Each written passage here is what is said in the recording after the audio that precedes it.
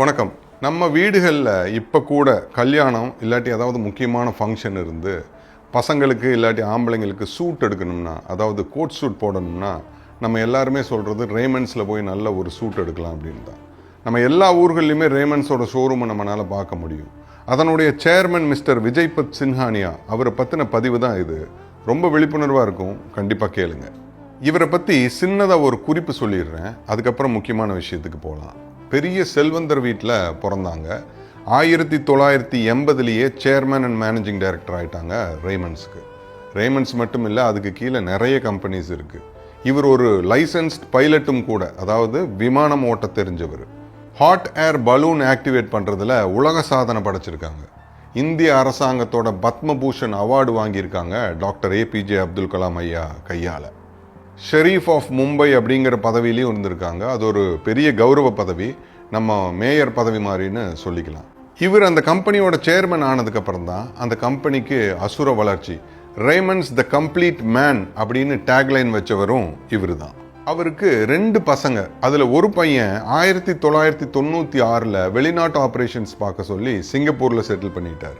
நிறைய பிஸ்னஸ் இருக்குது இல்லைங்களா. அதில் இன்னொரு பையன் கூட தான் அவர் இந்தியாவில் வாழ்ந்துட்டு வந்தார். அந்த பையன் நாள் போக போக அவரை உணர்வு பூர்வமாக மிரட்ட ஆரம்பிச்சிட்டாங்க. நீ என் கூட தான் இருக்கணும், கடைசி காலத்தில் நான் உன்னை தான் பார்த்துக்குவேன், அப்படி இப்படின்னு நிறைய சொல்லுவாங்க இல்லைங்களா. அந்த மாதிரி மென்டல் டார்ச்சர் கொடுக்க ஆரம்பிச்சிட்டாங்க. தொந்தரவு தாங்க முடியாமல் ஒரு பாயிண்டில் அவருடைய 37% ஷேரை அவர் கூட இருக்கிற பையனுக்கு எழுதி வைக்கிறாரு. கிட்டத்தட்ட 3000-4000 கோடி ரூபா வர்த்துள்ளது. இது கிடைச்ச உடனே அவர் வேலையை காட்ட ஆரம்பிச்சிட்டாரு. அப்பாவை கெட்ட வார்த்தையில் பேசுறது, அவமானப்படுத்துறது, கம்பெனி சேர்மன் போஸ்ட்லேருந்து எடுக்கிறதுன்னு நிறைய அவமானப்படுத்த ஆரம்பிச்சிட்டாங்க. எப்படி வாழ்ந்தவர், எப்படி இருந்திருக்கும். ரேமண்ட்ஸ் த கம்ப்ளீட் மேன் அப்படின்னு அந்த கம்பெனிக்கு பேர் வச்சவர் அவருடைய சுயசரிதை எழுதி அதுக்கு த இன்கம்ப்ளீட் லைஃப் அப்படிங்கிற பேர் வைக்கிற சூழ்நிலைக்கு தள்ளப்பட்டார். அந்த புக்கு ரிலீஸ் ஆனதுக்கப்புறம் நிறைய பேர் வந்து அவர் பேட்டி எடுத்தாங்க. அதில் நிறைய விஷயங்கள் சொன்னார். அதில் குறிப்பாக பெற்றவர்களுக்கு சில அட்வைஸ் சொன்னார். உங்கள் பிள்ளைங்களுக்கு சொத்து எழுதி வையுங்க, ஆனால் எழுதி வைக்கிறதுக்கு முன்னாடி ஒரு தடவைக்கு 10 தடவை யோசிச்சுக்கோங்க. எல்லாருமே மோசமானவங்கன்னு நான் சொல்ல வரல, ஆனால் சில ஈத்தரைகள் இருக்கத்தான் செய்யுது. நாம தான் ரொம்ப ஜாக்கிரதையாக இருக்கணும்.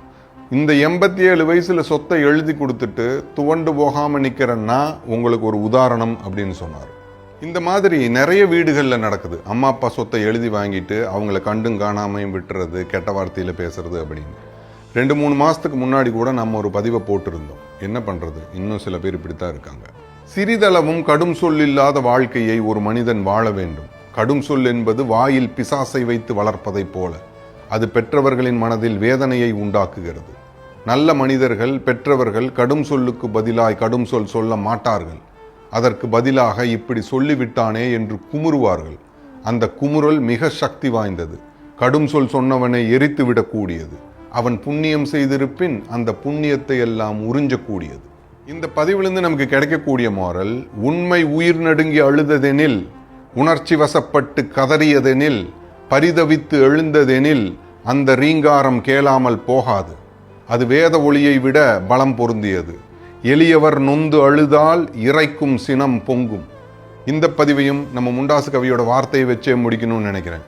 தன்னை மறந்து சகல உலகினையும் நிதம் காக்கும் மகாசக்தி அன்னை, அவளே துணை என்று நெஞ்சம் துவளாதிருத்தல் சுகம். My name is Niyas Basheer.